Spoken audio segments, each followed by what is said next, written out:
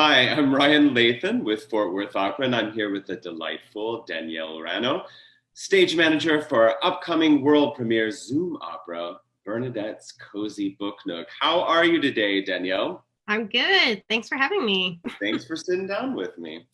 So, as a stage manager, you are known as kind of the industry go-to for virtual opera. You worked on Miranda Steampunk VR experience and Zoom speed dating tonight.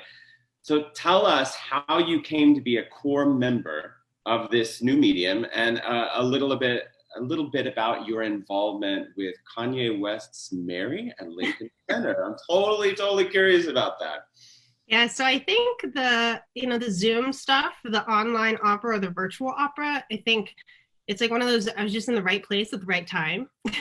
My friend Cindy Marino, who's also a stage manager, was the one who brought me on to Miranda, and she reached out to me mid-summer, probably around July, and she said, "Hey, what are you doing in September?" And I said, "Nothing right now." So she said, "We are looking to do this project with TCO and partner with the Luma Project, which is a huge like projection festival that they do every year in downtown Binghamton."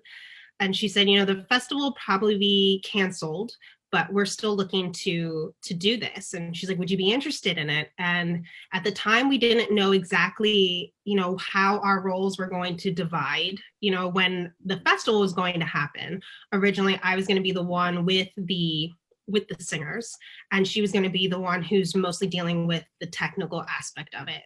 And that's sort of how it evolved. So, I did a lot of that, and CDC has also been a really big thing that I've been playing around with, because it started with that, and then I've sort of been bringing it to every company that I've been working with. And it's kind of like, oh, do you know how this works? Or, because I had to do a lot of research on it, and, read a lot about the AGMA playbook. Is a tab on my computer that I Oh, visit frequently, and stuff with equity too. So it's sort of, the two of them became, my main role for that. And even though it was done virtually, we were on site. And what they did was, it was 5 performers. We pre-recorded 2 so that we only had 3 performers plus, us and a few other people in the room. Everybody was distanced and in there, literally in pods that were 10 feet apart from each singer plus the front of the room. And, it was interesting because you're performing and you can't see anything. You can't see your scene partner or anybody that you're working with. I mean, I became the scene partner for a lot of people because I would be in their booths holding up furniture that we would have, or, I had a folding screen that was a phone booth, so that they knew like their area that they were in, and sort of, how big the footprint was that they had. So, I mean, that was really cool. And it was very different from what I'm used to being. In a way, I was on stage with a lot of the performers. And then with Zoom speed dating, I did it the premiere this summer with the Brevard Music Center. And the team brought it over to NYU when they had reached out and asked if we'd be interested in doing it. And then, that sort of just evolved into this constant, sort of like a new niche that I have. And it was Cara who reached out to me after she saw that I did that project. And she said, you've done this, help, tell me how this works, or what have you done that has worked for you? And then as for Kanye West, I just celebrated my 1-year anniversary from doing Mary. And that was, a last minute project that I got brought on to do. I mean, it was a last minute project of it happening at Lincoln Center, because he originally wanted to go somewhere out of the country. And I was originally one of the ASMs, and then in a day became the calling stage manager for it. And and I have never called a show like literally blind before. And this was the show, because we had never gotten through a full rehearsal. We had never actually done it with Kanye. So, and it was all to original music from his Sunday service choir, and the music was beautiful. And I asked them, coming in as an opera stage manager, I'm like, okay, do you have music for me? Do you have a libretto? And they had none of that. Oh my And God. so my script, which I kept, and I usually don't keep a lot of my scripts anymore, because usually you give them to the company, or if they don't want it, I don't want it either, so I just recycle it.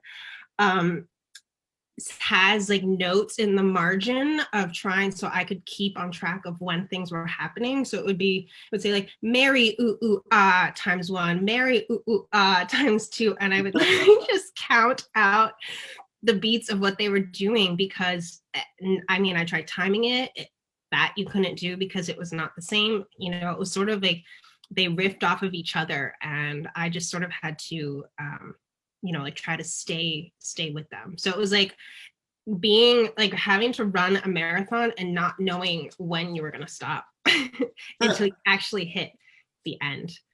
So That's so well. That's so cool to be able to be a part of that experience, though. yeah. Yeah. No, I would never trade it. It was the most hectic 72 hours of my life, because it was really difficult for for a stage manager who's very used to like going with the schedule, especially like during tech and performance. Like Right. everything that you learned, or that I knew how to do my job, I had to literally just throw out the window. And it was, you just literally go with the flow. And it was the most, and it wasn't even like project management, it wasn't event management, it was like you literally just went with it. Nobody knew what was happening, when, and then there was travel and people were coming in at different times. He brought over his whole choir, he brought over 20 dancers, he brought over part of a percussion band, and the other half was hired here in New York. Costumes were overnighted the day before the performance. So it was literally, you just had to, go with the flow. And if you didn't, then you would have gotten left behind. So give us the insider scoop on Bernadette's Cozy Book Nook and how it came to life. You were integral to the whole process, and it ran so beautifully. It's really beautiful, the work that you've done. So tell me how this experience was a bit different than your previous virtual projects that you worked on. So for this one, because it was more of a, opera film is kind of what we were calling it. It was really difficult because it was difficult because we were expecting a lot more from each of the singers than they would have been. And, a lot of this was, we were learning as we were going. So each singer, not only them being a performer, but, a lot of them ran their own music. They had to set their own lighting. They had to, with our help, but, they had to press record on Audacity and press record on their phones, upload all of their, footage to Dropbox. And, that's not something that you usually ask of a performer. Right. Right. Usually, and in film world, and even in the, working in an actual rehearsal room, there are people to do that. And so a lot of it was hard for me, because it's like, I wish I could just get through the screen and like do it for you, or like move that for you, or reset, because that's what we are used to doing. So, for this, I found that I had my computer, I had my iPad, I had my score, because I had to like look at so many things at once, especially once we were filming. I had to do a lot of the continuity. Right. I had to help everybody set their lighting. So before, I had notes on, what everybody's lighting was. Where I took pictures throughout while we were running, so that I had something to go off of for the next day to see. And and we would get I would get so detailed, and I would ask Cara on something, she'd be like, no, it's okay, we can, I can fix that in post, or we can do this. But even the smallest little thing of Bernadette's, like, her setting behind her, where her teacup Right. was and what side the handle was on. She had it set this way. I said, well, wait, we can't go until you turn it the other way, or you have to move your teapot over 2 inches closer to the statue. So it was very detailed because it's something that you could go back and be like, oh, that was not there 2 seconds ago. No, Little things like that that would, be noticeable to somebody who was watching something that was, recorded versus if you're doing a live performance.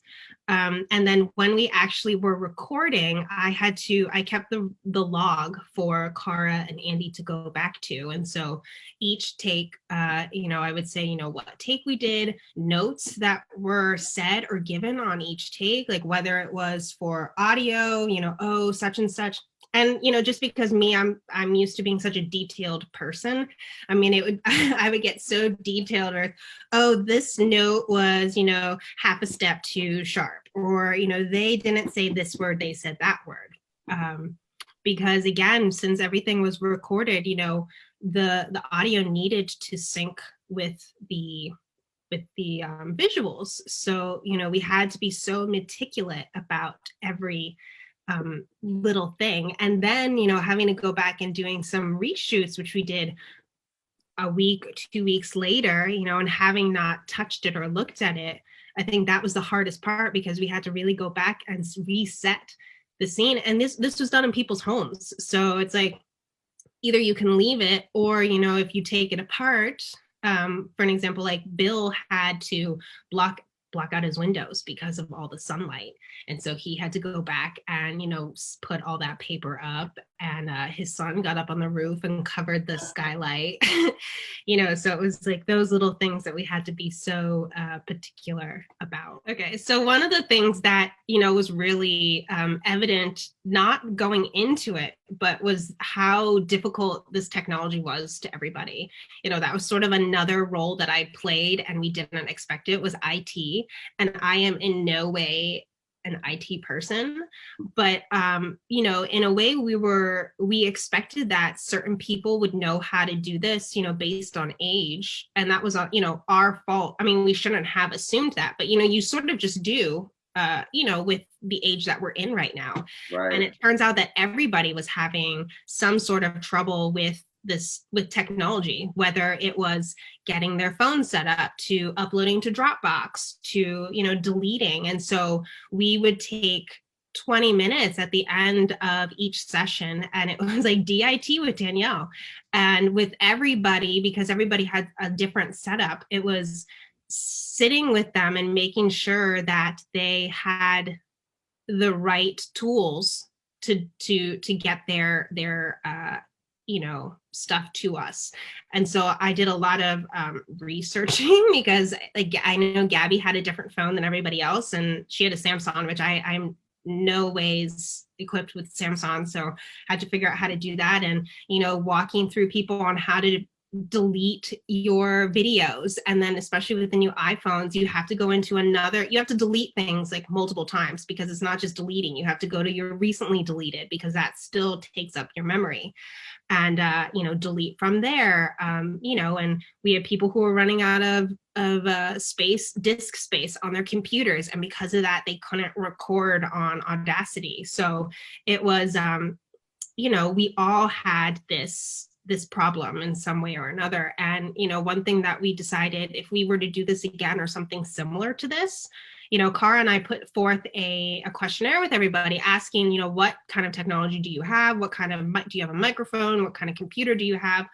But really it's, in order for everybody to start clean at the same level, we need to figure out a way to get all of that technology to everybody. So it's not just sending them, the microphone and the ring light, but sending them, if we are expecting them to record on their phones, send them a phone or something similar to that. Send them a laptop, so that we're not expecting them to take up their disk drive space to do the project. Because when you're in a performance, or you're rehearsing in person, it's not like we expect the performers to bring in their own shoes and to bring in their own skirts. I mean, yes, to rehearse, but for performance. So it's sort of being able to, and knowing how to pivot in that way too. And again, it was just something that we learned as we went, and we would have never been able to know that from the get-go if we didn't sort of run into those issues.